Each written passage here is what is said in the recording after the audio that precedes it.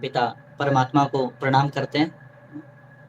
ओम नमः शंभवाय च मयो भवाय च नमः, शंकराय च मयस्कराय च नमः, शिवाय च शिवतराय च नमो नमः। ओम हरिः ओम तत्सत्। ओम या देवी सर्वभूतेषु बुद्धिरूपेण संस्थिता नमस्तस्यै नमस्तस्यै नमस्तस्यै नमो नमः। ओम या देवी सर्वभूतेषु विष्णु माया ते शब्दिता नमस्तस्यै नमस्तस्यै नमस्तस्यै नमो नमः। चलिए, गुरुर्ब्रह्मा गुरुर्विष्णु गुरुर्देवो महेश्वरा, गुरु साक्षात् परम ब्रह्म तस्मै श्री गुरुवे नमः। चलिए, कल कक्षा का अवकाश रहा तो अच्छा रहा। कल कक्षा होना अवकाश देता नहीं, मैं अपने यहाँ कोई अवकाश नहीं होता, लेकिन कक्षा लेना कल संभव इसलिए नहीं था क्योंकि कल मैं यात्रा में था और ऐसे में तो फिर कक्षा हो नहीं पाती। तो मैंने कहा चलिए ठीक है, इकट्ठा लोड भी डाल दिया अगर सारे स्टूडेंट्स पर तो फिर हो गई क्लास। एक आध दिन, 5 दिन वो होता ना कि आगे दौड़ पीछे छोड़, आगे दौड़ पीछे छोड़, ऐसा नहीं करना है। पीछे का भी पकड़ के चलना है। आगे पढ़ाते जा रहे हैं, पीछे का भूलते जा रहे हैं। 5 क्लासें पढ़ा दी हैं, 5 बातें याद नहीं है, तो क्या फायदा। खैर, तो आज हम लोग अपने व्यवस्थित स्थान पर हैं। कुछ तैयारी कर ली गई है, कुछ तैयारी हो जाएगी। सदा से ही सबसे पहले कक्षा के शुरू होते ही अध्यात्म पे जोर देना इसलिए जरूरी होता है कि मैं आपको व्यवस्थित क्रम में ये बता चुका हूं कि ज्योतिष 50% व्यक्ति के ज्ञान और सिद्धांत पर काम करती है, बाकी की 50% ईश्वरीय भक्ति, चेतना, प्रेरणा और उनकी कृपा से प्राप्त होती है।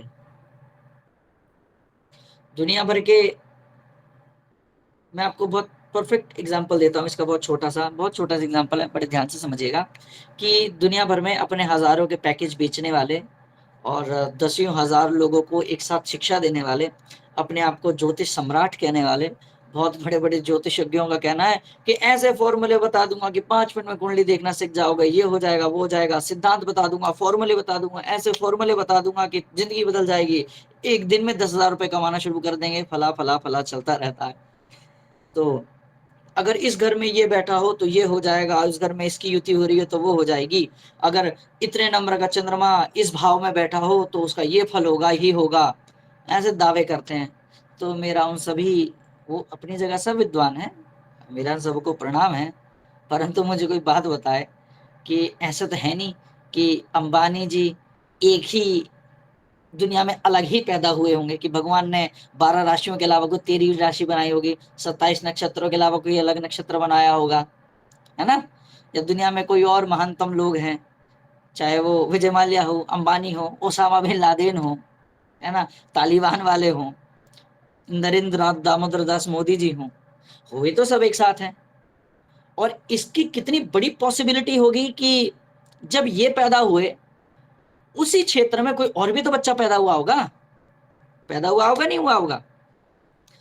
तो एक मुकेश नाम का व्यक्ति करोड़पति है, एक नरेंद्र नाम का व्यक्ति प्रधानमंत्री है, उसी टाइम, उसी सेकंड, उसी क्षण में पैदा हुआ। और एक चाय वाला है, और एक रिक्शे वाला है, एक ऑटो ड्राइवर है, एक मर्सिडीज वाला है, एक बीएमडब्ल्यू वाला है, एक ऑल्टो वाला है। राइट और रॉन्ग? तो फिर आप कैसे कह रहे हो कि अगर इस नंबर का स्वामी इधर बैठा होगा तो यही यही होगा? अरे ऐसा नहीं होता, ऐसा नहीं होता। सिद्धांत के हिसाब से ज्योतिष जो सिद्धांतिक सही है, जो महर्षियों ने लिखा है, महामुनियों ने लिखा है, मैं भी उसी जूठन का प्रसाद पा रहा हूँ। कुछ ऐसे नहीं कि मैं कुछ अलग बता पा रहा हूँ, लेकिन जैसे जैसे टेक्नोलॉजी बढ़ी है, सब चीजें बढ़ी हैं, ज्ञान का विस्तार हुआ, हमें अपने आप को अपडेट करना। इतनी बात तो आप लोगों को समझ में आ गई होगी। अब आप देखो कि टीचर है क्लास में, वो एक ही टीचर सारे 40 के 40 बच्चों को पढ़ा रहा है। अब सपोज करो इन 40 के 40 बच्चों का नाम सेम है, वो एक साथ पैदा, एक ही टाइम, एक ही दिन। भाई बर्थडे तो मैच कर ही सकता है ना, बर्थडे का अरे इतनी अरबों की दुनिया है, मैं जितने सेकंड बोल चुका हूँ इतने में हजारों लोग पैदा हो चुके हैं, तो जाहिर सी बात है सेम टाइमिंग पैदा हो रहे हैं। और कुछ कुछ तो इतने बड़े बड़े हॉस्पिटल, मल्टी स्पेशलिटी हॉस्पिटल, एक एक चेम्बर में 10-10 बच्चे एक साथ पैदा हो रहे हैं। लेकिन उसी हॉस्पिटल में कोई बच्चा रिक्शे वाले के यहाँ पैदा हो रहा है, कोई अरबपति के यहाँ पैदा हो रहा है, पैदा तो हो रहा है ना उसी हॉस्पिटल में, एक ही जगह पे। अब आप कैसे कह सकते हो कि अगर ये चंद्रमा यहाँ बैठा तो ये फल होगा? अरे वो तो बेचारा सरकारी पैसे पे जैसे तैसे अपना घर गिरवी रख के ऑपरेशन कराने आया बच्चे के लिए, और एक के कोई फर्क ही नहीं पड़ रहा है। तो फिर कैसे कह सकते हो कि दोनों सेम है? तो हुई है, फालतू बात नहीं हुई है। तो आप कैसे कह सकते हैं कि मैं ऐसा सिद्धांत बता दूंगा कि गजब हो जाएगा? ऐसा नहीं होता। पूर्व जन्म के कर्म, पूर्व जन्म के कर्म, वर्तमान के कर्म, संचित कर्म, प्रारब्ध, ये सब चीजें डिपेंड होती हैं। और अब बात है हमारे जोशियों पे। जोशी का अपना तप नहीं है, अपनी योग्यता नहीं है, अपना गायत्री का अनुसंधान नहीं है ना, अपना पाठ पूजा जपमाली नहीं है। बैठ गए हैं बड़े बड़े ऑफिस बना के 5,000 रुपए 5 मिनट की पर्ची के लेके, और इंसान को लगता है महंगा तो अच्छा होगा। ये पता नहीं क्या नया कॉन्सेप्ट है, महंगा है तो अच्छा होगा। तो 5,000 की पर्ची काटते हैं। मान लो कोई XYZ हैं, चोपड़ा जी हैं, कोई कोई हैं, कोई कुछ हैं, और बड़े बड़े बन गए हैं। गायत्री का गा नहीं पता है, ओम तत्सवितुर्वरेण्यम को तस्य वितुर्वरेण्यम बोलते हैं। और फिर कहते हैं कि ऐसा नहीं होता है ज्योतिष। अब जैसे मैंने आपको एग्जाम्पल दिया कि एक हॉस्पिटल में 50 बच्चे हुए, क्या सबकी कुंडली सेम थोड़ी हो जाएगी? एक BMW के घर पैदा हुआ है, एक ऑटो वाले के घर पैदा हुआ है, तो कैसे आप कह सकते हैं? तो सबसे ज्यादा जरूरी है उसमें आध्यात्म, कि आप जिसकी भविष्यवाणी, अब आप अब ये सोचो कि इसका एग्जाम्पल ये है कि भगवान जो है वो आपकी ज्योतिष के साक्षी हैं। भगवान जो है वो आपके ज्योतिष की होने वाली भविष्यवाणियों के कर्ता धर्ता हैं। आप सोचोगे मैं तो बहुत बड़ा भैया, बहुत बड़ा भविष्य वक्ता हूं, जो मैं कह दूंगा वही होगा। नहीं जी नहीं, ऐसा नहीं होने वाला है। तुम ईश्वर से बड़ी पराशक्ता थोड़ी हो। हाँ, तुम ईश्वर के भक्त हो, तुम ईश्वर की कृपा मान के चलते हो, तुम ईश्वर की अनुशंसा में हो, तुम ईश्वर को आत्मसार करके चलते हो। तुम्हारी आत्मा, तुम्हारे मन, तुम्हारे मस्तिष्क, तुम्हारे शरीर पर ईश्वर की कृपा है, तुम्हारा आध्यात्म जागृत है, तुम माता पिता और अपने गुरु गोविंद की चरण में और शरण में हो, तो फिर जो तुम बोलोगे उसे कंप्लीट करना भगवान का काम है। समझ रहे राकेश जी? कि जो फिर आप बोल रहे हो ना, आप तो चाहे कुछ बोलो उसे ईश्वर पूरा करेंगे। अब तुमको सिद्धांत ही नहीं पता होगा तो बोल नहीं पाओगे, बोल दोगे तो पूरा नहीं होगा। हाँ, अब तुम्हें सिद्धांत भी पता है और ईश्वर की प्राप्ति भी है, जो तुम बोलोगे वो पूरा होगा 100%। युद्ध का समय था, महाभारत के युद्ध के समय में कहा कि एक काम करता हूँ, नारायणी सेना मांग लेता हूँ, नारायण को छोड़ देता हूँ। मांग आया, शकुनी ने कहा रहे तू मूर्ख है, 10,000 नारायणी सेनाओं पे अकेला एक नारायण भारी है। युद्ध के नियम बनने लगे। महाभारत की महाभारत की शुरुआत हुई, और महाभारत की शुरुआत में युद्ध के नियमों का निर्धारण हो रहा था। तो भीष्म पितामह को श्री कृष्ण ने बताया कि पितामह मेरी तरफ मत देखो, मैं तो वचन दे चुका हूं कि मैं युद्ध में शस्त्र नहीं उठाऊंगा, युद्ध में शस्त्रों को हाथ नहीं लगाऊंगा। सोचो, नारायण वचन दे रहे हैं, जो दुनिया के कर्ता धर्ता हैं वो नारायण वचन दे रहे हैं कि मैं युद्ध में शस्त्र नहीं उठाऊंगा। तो भीष्म पितामह क्या बोले? भीष्म बोले कि अगर ऐसी बात है नारायण, तो मैं भी आपसे शस्त्र जरूर उठवाऊंगा चाहे कुछ हो जाए। बड़ा विनम्र भाव से हाथ जोड़कर बोला सभा में सबके सामने। अब युद्ध शुरू हुआ, सब बढ़िया चल रहा है। युद्ध होते होते अर्जुन बार बार कह रहा है गुरुन हत्वा महानुभावा शिरो ज्ञान वैक्षमपि ये लोग। अरे भैया गुरु जी लोगों को नहीं मारना। जितने में अर्जुन पसीना पहुंचता था ना, उतने में भीष्म पितामह 10,000 सैनिक मार देते थे पांडवों के। तो इस बात से गुस्सा आ गया कृष्ण जी को। कृष्ण जी ने कहा भाई तू मार रहा नहीं मार रहा है क्या प्रभु, मेरे से बाण चलता ही नहीं उनके खिलाफ। क्या तू नहीं उठ रहा, नहीं मार रहा, क्या नहीं मार रहा, क्या नहीं मार रहा, नहीं मारा। उन्होंने उठाया अपना सुदर्शन चक्र, उतरे और सुदर्शन चक्र लेके दौड़ पड़े। किसको मारने के लिए? भीष्म को मारने के लिए। और भीष्म ने भी अपने हथियार नीचे रख दिए कि कहा था प्रभु हथियार उठवा देंगे। एक भक्त ने सबके सामने बात बोली कि नारायण तुमसे अस्त्र उठवाऊंगा। नारायण ने प्रतिज्ञा ली थी कि अस्त्र नहीं उठाऊंगा, लेकिन नारायण ने अपनी की हुई प्रतिज्ञा को तोड़ दिया कि मेरे भक्त की बात झूठी ना पड़ जाए। स्वयं नारायण ने क्या किया? अपना वचन तोड़ दिया। कहा था हस्त्र नहीं उठाऊंगा, लेकिन अस्त्र देके दौड़ पड़े, सुदर्शन चक्र लेके दौड़ पड़े देवव्रत भीष्म की तरफ। ये तुझे बंद मैं बताता हूं। देखो भगवान ना तोड़ते, बैठे रहते। या भगवान की माया से क्या है, पहले दिन ही शिखंडी को चढ़ा लेते, रथ पे पहले दिन ही भीष्म पितामह का वध हो जाता। लेकिन एक भक्त, एक भक्त के वचन को बचाने के लिए भगवान ने अपनी मर्यादा को, अपने वचन को तोड़ दिया। प्यारे बच्चों आपको भी यही बात बताने की कोशिश कर रहा हूं मैं। अगर ईश्वर, आप ईश्वर को अपना मानते हो, ईश्वर आपको अपना मानते हैं, तो जो तुम भविष्यवाणी करोगे वो लगेगी ही लगेगी। समझे? जो 5-5 हजार की फीस लेके क्या देते हैं, जो मैं सिद्धांत बता दूंगा, ऐसा वास्तु का, ऐसा एस्ट्रो का, ऐसे ज्योतिष का कोर्स लेके आया हूं कि तुम सबकी जिंदगी बता। अरे पहले बेवकूफ बना रहा, सर हम बेवकूफ बना रहा। आध्यात्म की बात तुम्हें करनी नहीं है, ईश्वर की बात तुम्हें करनी नहीं है, भगवान की प्राप्ति की बात तुम्हें करनी नहीं है। जैसा कि मैंने एग्जाम्पल दिया कि भैया एक ही बच्चे हैं, 10 बच्चे एक साथ एक ही हॉस्पिटल में एक ही टाइम पे जन्मे हैं, एक ऑटो वाले का एक मर्सिडीज वाले का। इसका क्या एग्जाम्पल दोगे फिर तुम? इसके पास तुम्हारी क्या काट है? फिर तुम बातें करते हो जी पुराने जन्म के कर्म भी तो होते हैं। अरे भैया मैं भी तो वही कह रहा हूँ, पुराने जन्म के कर्म भी तो होते हैं। अध्यात्म भी तो होता है, ईश्वर भी तो होता है, भगवान भी तो होते हैं। तो कम से कम लोगों को मूर्ख बना के तो अपना बिजनेस मत करो। करो, पढ़ाओ, मूर्ख तो मत बनाओ। खैर, तो कहानी समझ आई उपवन जी कि अध्यात्म क्यों जरूरी है?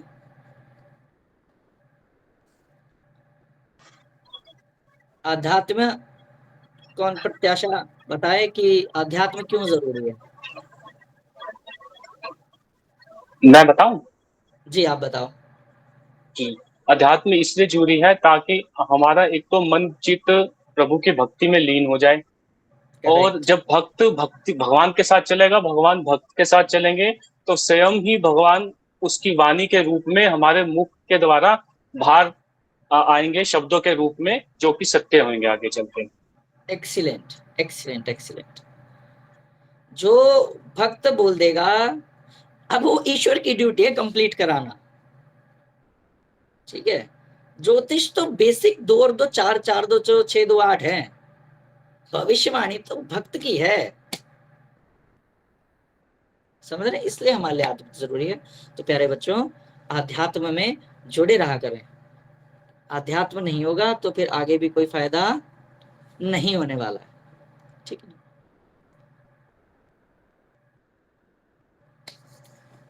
चलिए, तो ये तो आध्यात्म की बात है। अगर आप भक्त नहीं हैं तो आप जोशी भी नहीं हैं।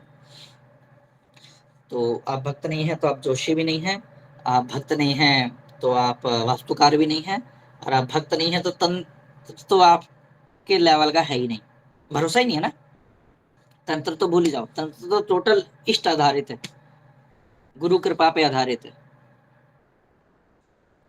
तो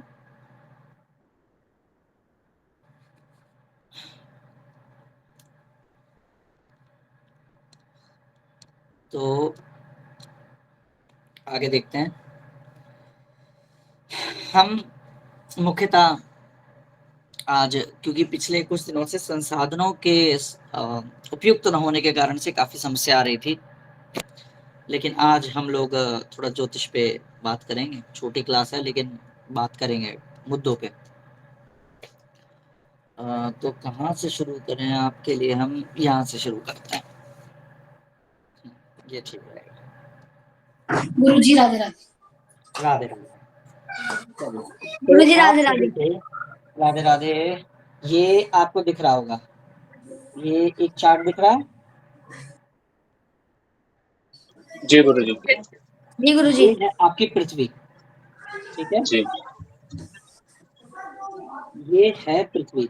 जैसा कि मैंने आपको बताया था, हमारी पृथ्वी को सेंटर मानकर आकाश गंगा को 360 बांटा गया, ठीक है। ये 360 है ना। जी जिसके माइक खुले हैं तो शायद उनकी वजह से डिस्टरबेंस हो रही है, तो एक बार माइक को म्यूट करके रखेंगे थोड़ा सा।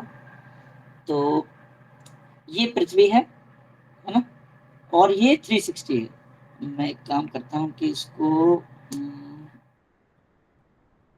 ऐसे दिखाता हूँ, ऐसे कोशिश करता हूँ। ये देखिए आप, अब थोड़ा स्पष्ट दिख रहा होगा, है ना। अब ये देखो कि ये अर्थ है, हमारी पृथ्वी, ठीक है। ये अर्थ जो हमारी है, अब इस अर्थ को देखो, ये पूरी 360 है, ठीक है।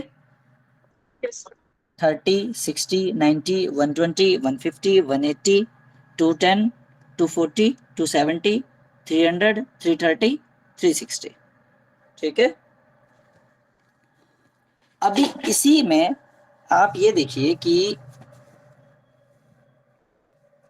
क्योंकि चार्ट वगैरह मुंह से मैं कितना ही बोलूंगा तो कम समझ आएगा, ऐसे में आपको थोड़ा सा समझने में आसानी रहेगी, ठीक है। अब आप ये देखिए कि ये अर्थ है, ये 360 हमारी आकाश गंगा है, ठीक है, हमारे सौर मंडल की। ये 30 डिग्री पर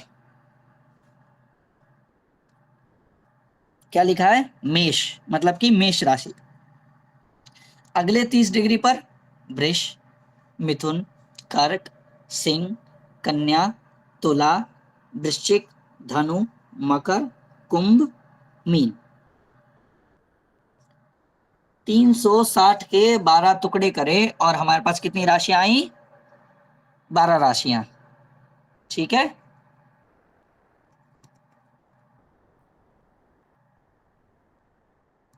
जो लिख रहे हैं इसलिए उनके लिए थोड़ा मैं समय दे रहा हूं समझने का बात को। ये देखो, ये अर्थ को हमने सेंटर माना और अर्थ के सेंटर से 360 का राउंड बना लिया, और ये जो 360 का राउंड बनाया, इसमें हमने 12 राशियों में इसको डिवाइड कर दिया, ठीक है। 360 को हमने 12 राशियों में डिवाइड कर दिया। अब इसको आगे कैसे डिवाइड करा? मैंने बताया था कि 27 नक्षत्र होते हैं। कितने? 27 नक्षत्र। 27।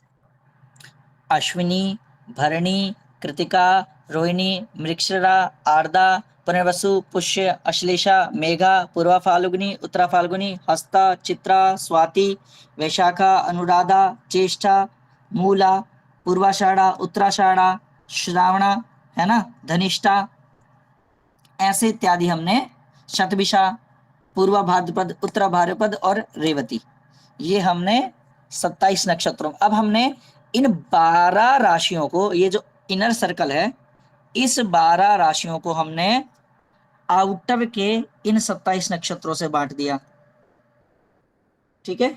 आउटर सर्कल के 27 नक्षत्रों से इसको बांट दिया, ठीक है। यही मैं आपको 2-3 दिन समझाने का प्रयास कर रहा था कि पृथ्वी 360 और 360 को हमने, अब यहाँ पे जब महर्षियों ने देखा तो इनको मेष मतलब भेड़ दिखाई दी, वृष मतलब बैल दिखाई दिया, यहाँ पे अलग, यहाँ पे अलग, यहाँ पे अलग, यहाँ पे अलग, यहाँ पे अलग। तो जो ये जो छोटे छोटे तारे दिख रहे हैं आपको, जो तारों की आकृति बनी दिखी, उस हिसाब से इन राशियों के नाम दिए गए, ठीक है। हर व्यक्ति, ग्रह, राशि नक्षत्र at the time of birth. ठीक है, ग्रह, राशि, नक्षत्र at the time of birth, कि जब व्यक्ति का जन्म हुआ तब कौन सा नक्षत्र था, कौन सी राशि थी और कौन सा ग्रह था और वो कहाँ कहाँ बैठे थे। इसी प्रकार से कुंडली के घरों का निर्माण होता है। इसलिए आपको ये 12 राशि 27 नक्षत्र तो याद करने ही पड़ेंगे, क्योंकि ये सबसे ज्यादा बेसिक हैं। यही कुंडली और ज्योतिष की क्या है, ABCD है।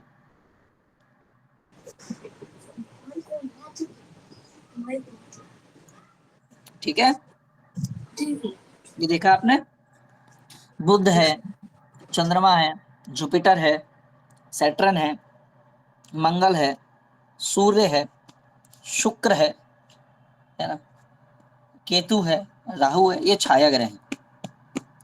एक बात हमेशा याद रखना बच्चों कि केतु और राहु हमेशा ऑपोजिट में रहते हैं। ये यहाँ है तो यहाँ होगा, ऐसे होगा, ऐसे होगा, ऐसे होगा, हमेशा अपोजिट रहते हैं। अगर केतु इधर है तो राहु इधर होगा, राहु इधर है तो केतु इधर होगा, हमेशा अपोजिट रहते हैं एक दूसरे के। ठीक है, ये है राशि चक्र। अब आप सभी का जन्म इनमें से ही किसी राशि में हुआ है, इनमें से ही किसी नक्षत्र में हुआ है।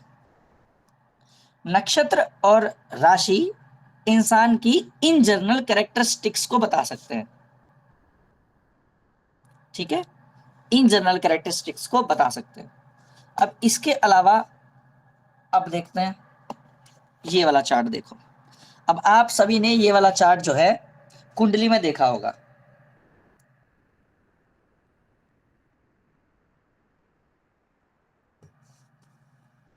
ये वाला चार्ट आपने कुंडली में देखा होगा कि पंडित जी जो है, जो जोशी है, वो इसी को देख के गणना को करते हैं।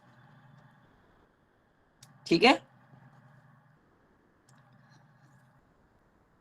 ये 12 घर हैं, कितने, 12।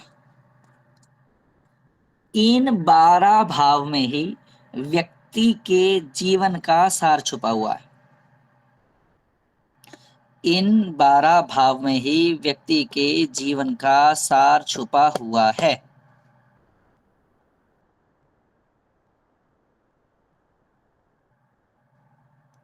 अब देखो, जो लिखा है उसे मत देखना, जो मैं बता रहा हूं उसे सुनना।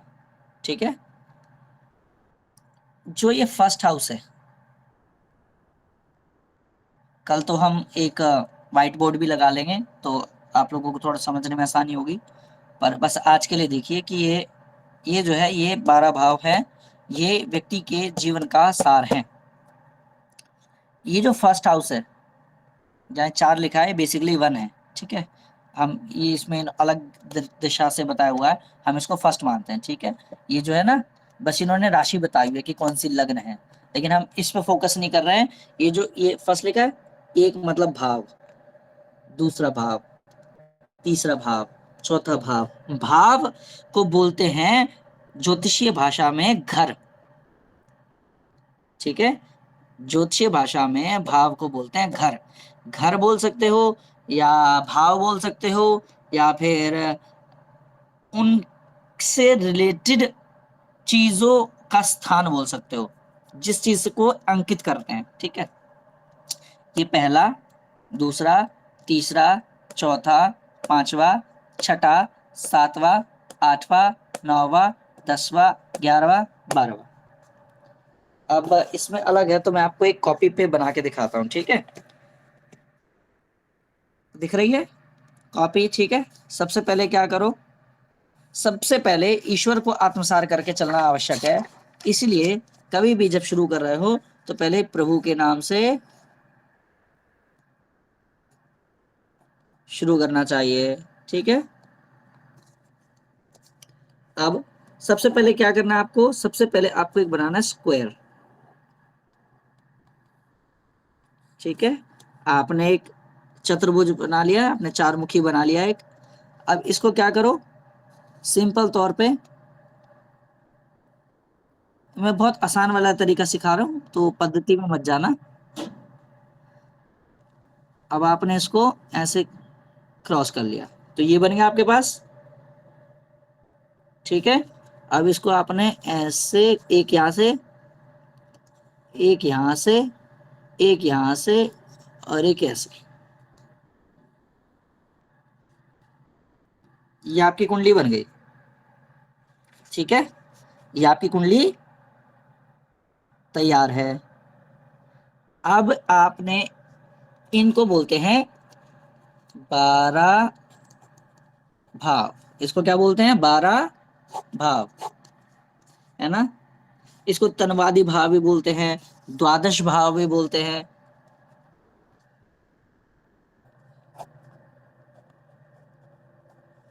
द्वादश भाव या 12 भाव, आपकी भाषा में सीधा 12 भाव। द्वादश भाव उनके लिए जो संस्कृत के ज्ञाता आता है, आप सीधा 12 भाव याद रखोगे, 12 भाव, ठीक है। कुंडली बनाना आया, कुछ नहीं करना है, एक आपको पहले स्क्वायर बनाना है, ठीक है। 2 क्रॉस लगा दिए, यहाँ से इसको काटा, इसको यहाँ से काटा, इसको यहाँ से काटा, इसको यहाँ से काटा, बन गई कुंडली, ठीक है। अब देखो कि इसकी गिनती कैसे करते हैं। पहले आपको गिनती नहीं आती होगी तो कोई फायदा नहीं है, ठीक है। बड़े ध्यान से देखना, इसकी गिनती करने का तरीका थोड़ा अलग है। 1 2 3 4 5 6 7 8 9 10 11 और 12। 1 2 3 4 5 6 7 8 9 10 11 12। इसको इसी ऑर्डर में रखते हैं, ऐसे ऐसे ऐसे ऐसे ऐसे ऐसे ऐसे ऐसे ऐसे ऐसे ऐसे और ऐसे, ठीक है। इसको इसी ऑर्डर में आगे लेकर जाया जाता है। दोबारा दिखाता हूं, 1 2 3 4 5 6 7 8 9 10 11 12। समझ आ रहा है शिवांजलि बाबू? समझ आ रहा है? हाँ। ठीक है। तो ये हमारी कुंडली को, और इस ये आपकी कुंडली देखने का प्राइम है, और इस चीज को बोलते हैं लग्न। क्या बोलते हैं? लग्न। लग्न, है ना, लग्न, लग्न या लग्न, ठीक है। द्वादश भाव,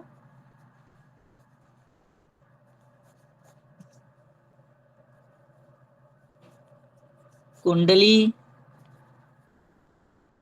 12 भाव, और इसको बोलते हैं, ये जो फर्स्ट हाउस है इसको बोलते हैं आप लग्न, ठीक है। जैसा कि ये देखो, ये लिखा है इतना बड़ा बड़ा लग्न, ठीक है। लग्न, जो कुंडली का फर्स्ट हाउस होगा, जो कुंडली का फर्स्ट हाउस होगा उसे क्या बोलते हैं? लग्न। क्या बोलते हैं? लग्न, लग्न बोलते लग्न। हैं। या फिर इसे बोलते हैं आप, इसे आप बोल सकते हैं तनुभाव,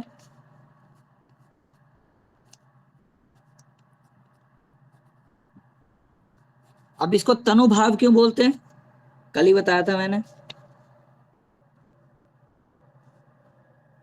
मतलब शरीर होता है। तनु मतलब कि लग्न, लग्न मतलब तनु, और तनु का मतलब होता है शरीर। तन मन धन बोलते हैं ना, तन मन धन, तो तनु मतलब तन, तन मतलब शरीर।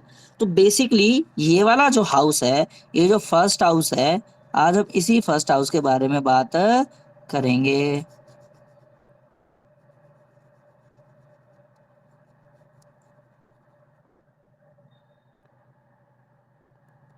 आज हम इस कुंडली के फर्स्ट हाउस के बारे में बात करेंगे, ठीक है। अब ये जो तनु भाव है, बेसिकली बेसिक तो आप समझ गए कि भैया ये जो है शरीर के प्रथम भाव को देखता है। मतलब कि शरीर जो है वो किस प्रकार का होगा, शरीर से और क्या समझ सकते हैं, इन सारी चीजों से रिलेटेड हम इस भाव को देखते हैं, ठीक है। अब इसके अंदर से इस तनु इत्यादि भाव में और भी सारी चीजों को देखा जाता है। खाली शरीर का नाम ही तो नहीं है अकेला, इसमें और भी सारे भावों के बारे में हम लोग विचार करते हैं, ठीक है। अब जैसे इसमें क्या क्या विचार होता है, प्रथम भाव में सबसे पहले विचार होता है शरीर का। फर्स्ट भाव में किसका विचार हो रहा है, शरीर का। दूसरा रंग, स्किन टोन, स्किन कलर। तीसरा आकृति, मतलब शरीर का डील डोल इत्यादि। रूप मतलब कि सुंदरता का, ठीक है। ज्ञान, इंटेलिजेंस। बल मतलब ताकत। मस्तिष्क मतलब दिमाग।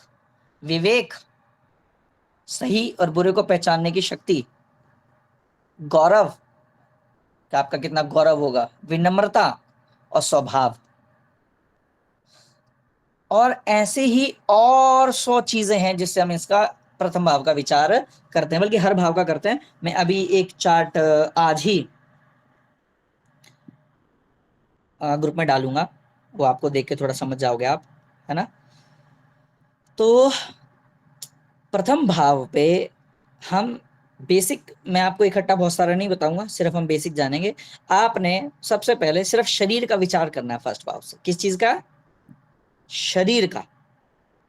रंग, आकृति, बल, विवेक, मस्तिष्क, ज्ञान, रूप, रंग सब छोड़ दो, सिर्फ बात करो शरीर की। कि भैया हम पहले हाउस में छोटी सीढ़ी से बढ़ना शुरू करेंगे, तो पहले छोटी सीढ़ी के हिसाब से जो क्या है, हमारा जो प्रथम हाउस है वो क्या है, शरीर है।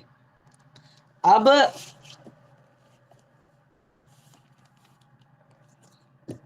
अभी आपको ग्रहों के कैरेक्टरिस्टिक्स भी बताने हैं कि भैया कौन सा ग्रह किस टाइप का होता है, क्योंकि अगर आपको वही नहीं पता है तो आगे कोई बात नहीं बनने वाली है। तो जरा आप ऐसा देखें कि इसको करना है मुझे बैक, ठीक है। तो जैसे कुंडली बनाते हैं भाई, ठीक है।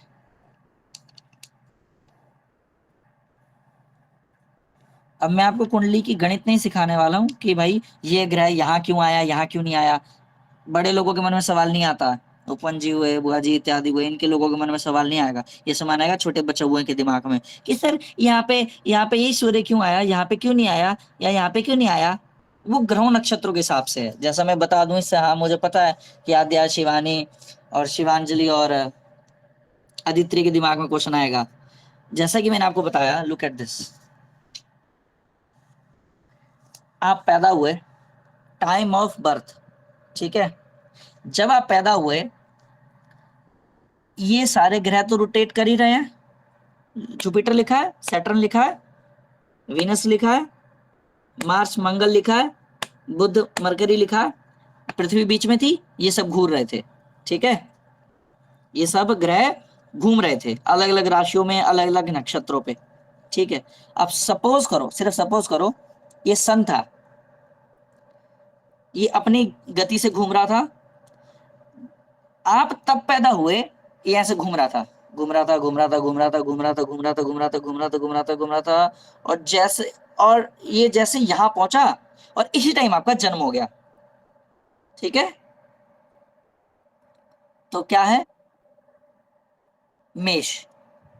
तो आपकी राशि के समय में सूर्य कहाँ था, कहाँ घूम रहा था, मेष राशि पे घूम रहा था।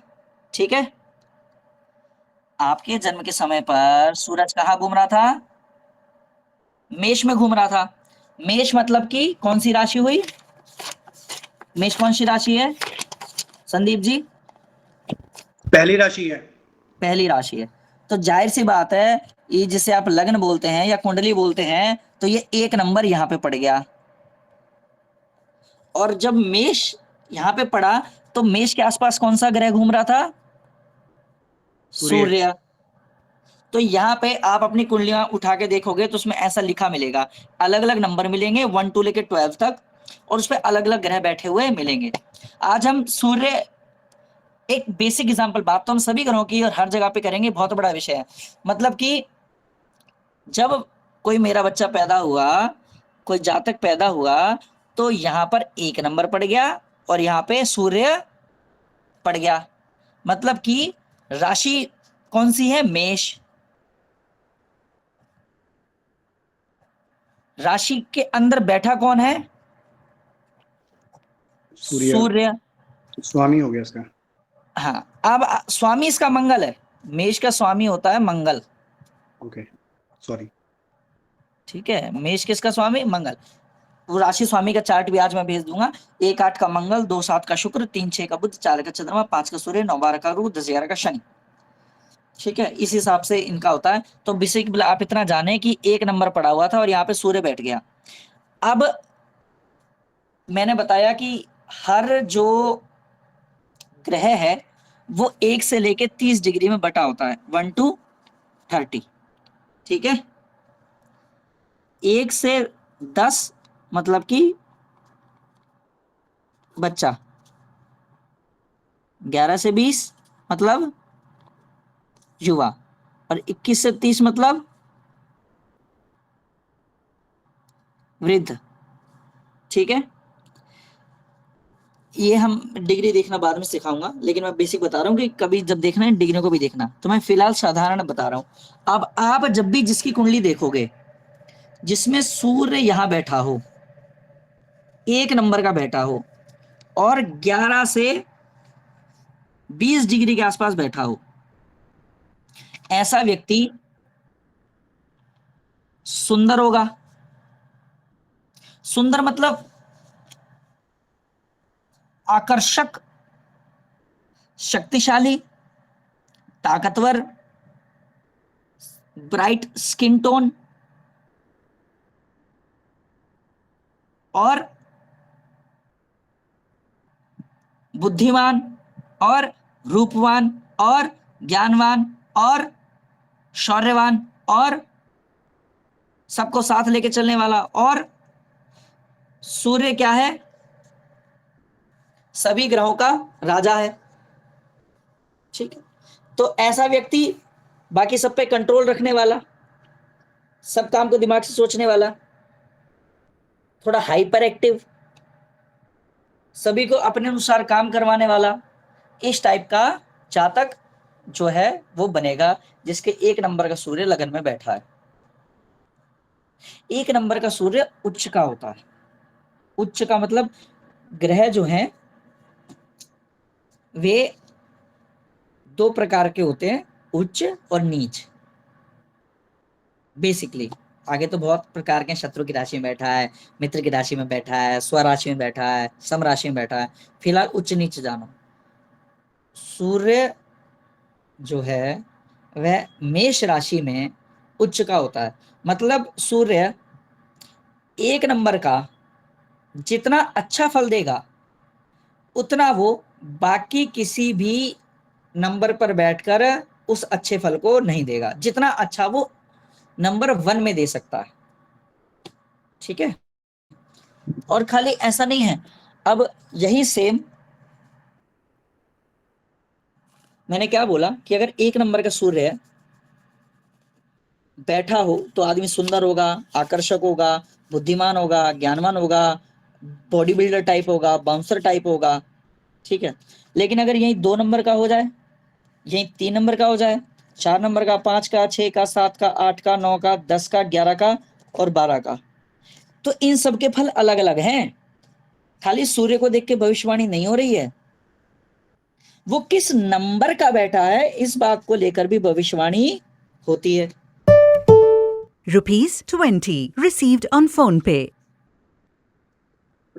किस नंबर का सूर्य मतलब कौन है सी डिग्री सर, सूर्य कौन सी डिग्री में है? दोबारा बोलो बेटा, तितरी आवाज कट रही है आपकी।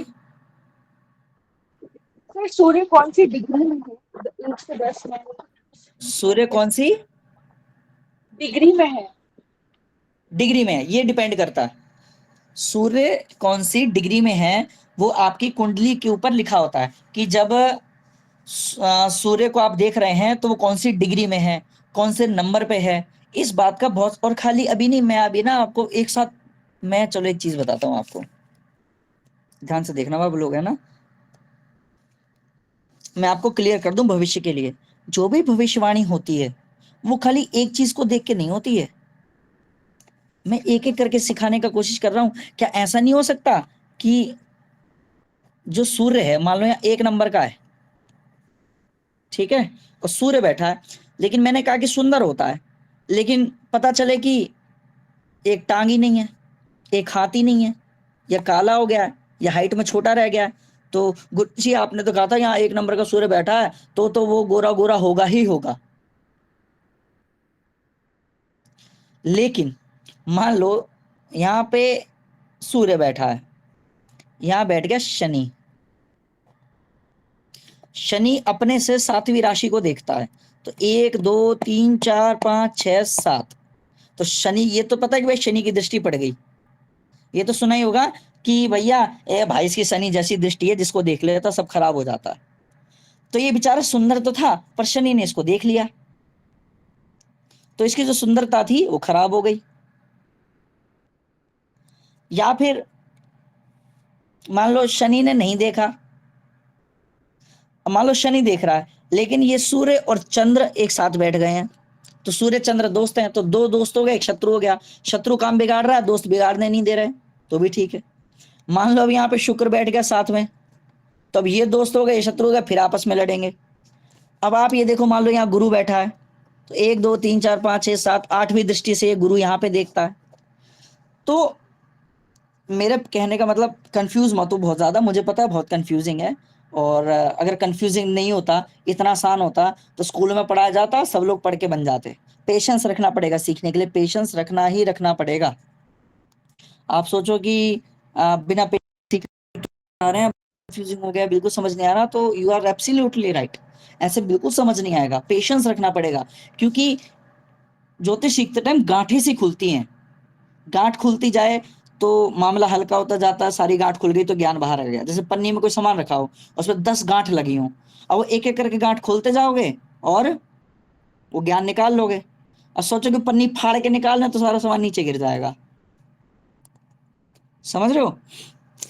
तो जब हम कुंडली की भविष्यवाणी करते हैं ना, तो कम से कम 20-22 चीजों को सोचने के बाद कुछ बोलते हैं। देखो यहाँ पे 4 नंबर का गुरु बैठा है, ठीक है, ये 4 नंबर पड़ा है। 4 नंबर कौन सी राशि है? कर्क राशि। कर्क राशि में गुरु बैठा है, ठीक है।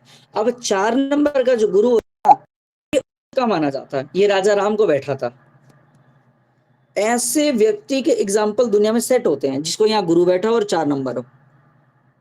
हालांकि गुरु 1 2 3 4 इनमें कहीं में भी बैठा हो तो बहुत शुभ होता है। इस सर्कल में, इस इनर सर्कल में, इसमें बैठा हो 1 4 7 10 में अगर बैठा हो ना, तो गुरु बहुत शुभ होता है, 99% शुभ होता है, एज लॉन्ग एज कोई खराब देख नहीं रहा। तो सबसे पहले हम क्या बात करें, मैं आपको बताना चाहता हूँ। सबसे पहले होती है, आप यहाँ से शुरू करो। सबसे पहले मान लो आपने बता दिया कि राशि होती है, ठीक है। फिर उस राशि में कौन सा ग्रह है, ठीक है। अब जिस राशि में ग्रह है वह उच्च, सम या नीच का है। अब इसके अलावा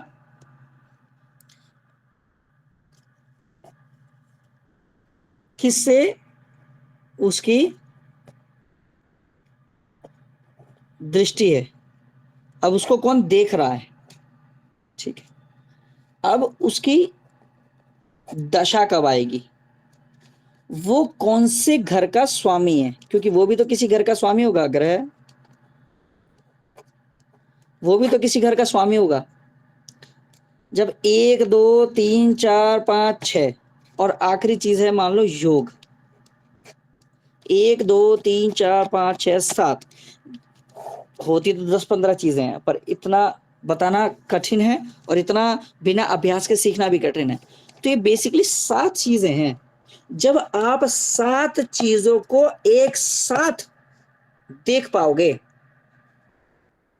जब आप इन 7 चीजों को एक साथ देख पाओगे, तब जाकर किसी के बारे में एक लाइन बोल पाओगे। कि जब आप देख लोगे कि भाई कौन सी राशि है, फिर उसमें कौन सा ग्रह बैठा है, वो कौन से भाव में बैठा है, वो उच्च है या नीच है, उसकी दृष्टि कौन सी है, उसकी दशा क्या चल रही है, वो कौन से योग में बैठा है, उसे कौन कौन देख रहा है, कौन कौन उसका शत्रु उसे देख रहा है, कौन कौन उसका मित्र उसे देख रहा है, या कोई उसे देख भी रहा है या नहीं देख रहा है, या फिर वो किसके साथ बैठा है, जिसे योग बोलते हैं। तो तब इतनी सारी चीजें आप देख लोगे, तब जाकर आप भविष्यवाणी कर पाओगे कि हाँ भैया जो आपने बोला वो एकदम सटीक है। जैसे कि मैंने एग्जांपल दिया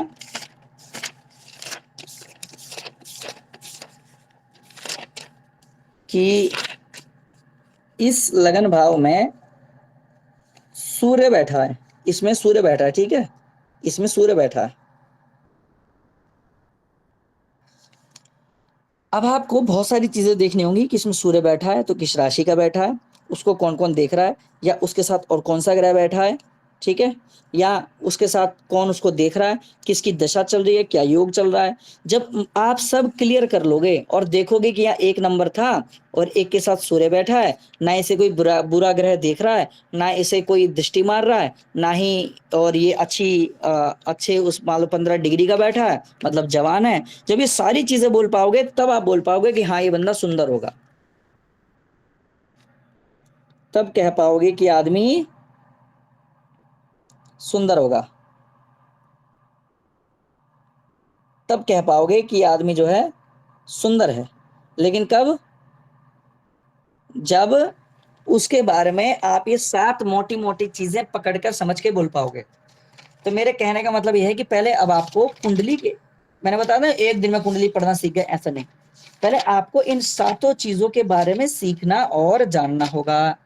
पहले राशि में कई दिनों से बोल रहा हूँ राशि याद कर लो, राशि याद कर लो, राशि याद कर लो। तो जब राशि ही याद नहीं कर रहे हो, डॉक्टर दवाई तो दे रहा, खा नहीं रहे हो, फिर कह रहे हो ठीक नहीं हो रहा, पढ़ाना समझ नहीं आ रहा, तो कैसे होगा।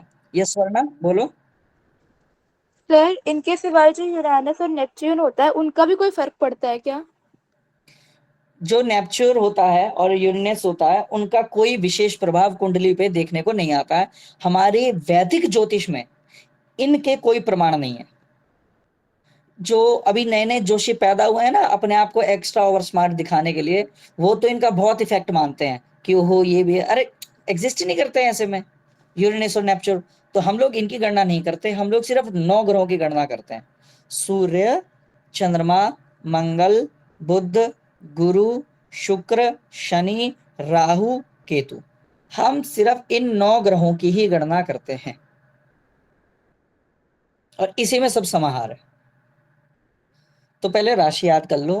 कल मैं, वरना ऐसा हो नहीं सकता, रिटर्न टेस्ट ले लूंगा, सबका रिटर्न टेस्ट ले लूं मैं। कल मैं एक एक से राशि सुनूंगा, ध्यान रखना जो भी कक्षा में रहेगा। पता चले बाद एक कक्षा में आ ही नहीं रहे। जिनको पहले से याद है संदीप जी जैसों को, तो वो बैठे हुए, बाकी सब गोल हो गए क्लास से।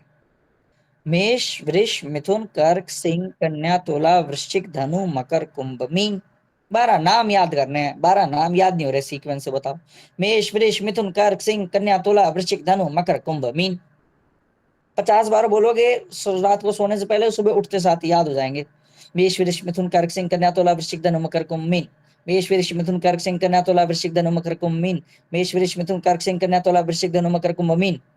लिख लो, मेष, वृष, मिथुन, कर्क, सिंह, कन्या, तुला, वृश्चिक, धनु, मकर, कुंभ, मीन। अब 12 राशि आप याद कर पाओगे तो ये जो फिर मैंने ये 70 आइटम लिखे हैं यहाँ पे, तभी तो उनके बारे में आगे बता पाऊंगा। बेस है ये फर्स्ट स्टेप है, फर्स्ट स्टेप है, ये सेकंड स्टेप है, ये थर्ड स्टेप है, ये फोर्थ स्टेप है। जब इन स्टेप्स पे आगे नहीं बढ़ोगे तो आप कभी भी ऐसी कुंडली देखकर उसके बारे में कुछ नहीं बता पाओगे।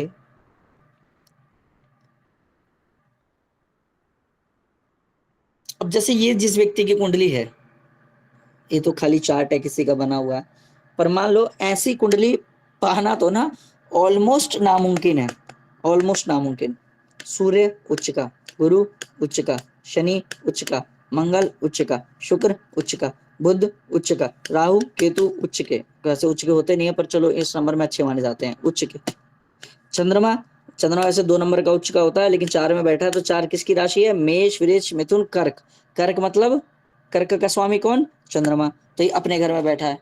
ऐसी जिसकी कुंडली हो तो ऐसा व्यक्ति सम्राट होता, सम्राट, सम्राट होता, सम्राट। मतलब स्वयं नारायण की कुंडली भी नहीं है ऐसी, स्वयं नारायण की कह रहा हूं मैं, स्वयं नारायण की। स्वयं नारायण, राम जी की कुंडली ऐसी नहीं है। 3-4 ग्रह उच्च के उनके भी हैं, लेकिन पत्नी वाले भाव में अड़ंगा है, तो बस वो पत्नी वाला विवाद चलता रहा जीवन भर। कृष्ण जी का जन्म इसमें हुआ। नक्षत्रों का भी जन्म फल अपना अपना होता है, लेकिन वही है कि बात ये, आप नक्षत्रों ग्रह राशि वाली आपकी बात तब फिक्स होगी जब क्या होगा, जब आपको अपने गुरु पे भरोसा होगा, आपकी अपनी आराधना काम करेगी, है ना। अब अश्विनी, भरणी, कृतिका, मृगशिरा, आर्द्रा, पुनर्वसु, पुष्य, अश्लेखा, मगा, उत्तरा, फाल्गुनी, हस्ता, चित्रा, स्वाति, है ना, पूर्व फाल्गुनी, स्वस्त्रा, ये है ना, रोहिणी और रेवती इत्यादि नक्षत्रों में अनेक भगवानों का जन्म हुआ। अब देख लो श्री कृष्ण भगवान का जीवन, पैदा हुए, माँ बाप से दूर हो गए, जहां बचपन कटा वहां से दूर हो गए, जो छूटा सो छोड़ना पड़ा, दोबारा नहीं मिला। तो कौन सा आदमी किस राशि में पैदा हुआ है इसका भी भाग्यफल होता है, किस नक्षत्र में हुआ इसका भी भाग्यफल होता है। उसके बाद हम लोग कुंडली पे बढ़ते हैं, फिर कुंडली के बाद राशि पे पढ़ते हैं, राशि के बाद ग्रहों पे पढ़ते हैं, फिर उनके उच्च नीच स्वभाव पर पढ़ते हैं। तो कुल मिला के it's very complicated, very much complicated. But वो क्या ना कि सबसे मुश्किल रास्ता चढ़ने के बाद ही सबसे सुंदर नज़ारे का दर्शन होता है। पहाड़ पे चढ़ना बहुत मुश्किल है, लेकिन सबसे ऊंची चोटी पे चढ़ जाओगे तो सबसे सुंदर दृश्य भी वहीं का होगा, है ना। तो एक बार ढंग से पढ़ लोगे, समझ लोगे, तो फिर यूं, अब मैंने भी तो सीखा ही होगा, और उसी उम्र से सीखना शुरू करा जिस उम्र से आद्याकृति वगैरह है, इसी उम्र से तो सीखना शुरू करा, बल्कि इनसे भी और छोटा था जब। और बहुत सारे ऐसे हैं जो आप लोगों की उम्र में भी सीख रहे हैं, बड़े होके भी बहुत सीख रहे हैं। क्या आप उपवन जी और विधि जी, समरूर वाली बुआ जी क्या सीख नहीं रहे? सीख रहे हैं, अभी भी सीख रहे हैं। तो सोच लोगे नहीं होगा तो फिर कोई नहीं कर सकता, लेकिन एक बार आ गया आपको कि कैसे करना है, कैसे निपटाना है, तो फिर बहुत आसान हो जाएगा। तो फिर से आज आखिरी बार बोल रहा हूँ, कल 12 राशि याद कर लेना, वरना फिर क्लास में मत आना, तो फायदा नहीं है। जब तक 12 राशि याद नहीं हो रही, मेष, वृष, मिथुन, कर्क, सिंह, कन्या, तुला, वृश्चिक, धनु, मकर, कुंभ, मीन, 12 राशि याद नहीं हो रही, आगे कुछ नहीं होगा। और आज मैं पीडीएफ भेजूंगा ही भेजूंगा, उसको अच्छे से पढ़ लेना, ठीक है। चलिए, तो सभी को शुभ रात्रि, गुरुदेव भगवान के श्री चरणों में नमन, है ना। अखंड मंडलाकारम व्याप्तम येन चराचरम तत्पदम दर्शितम येन तस्मै श्री गुरुवे नमः। और कल 12 राशियां याद करके आना। कल हम कुछ तंत्र और कुछ ज्योतिष पे बात करेंगे ताकि ज्ञान कंटिन्यू रहे, फिर अगले दिन वास्तु और अध्यात्म पे बात करेंगे, ठीक है। चलिए, सभी को राधे राधे। पूरा समय हो गया है 8 से 9, और सभी लोगों को अपने अपने स्थान पर प्रस्थान करें, ठीक है।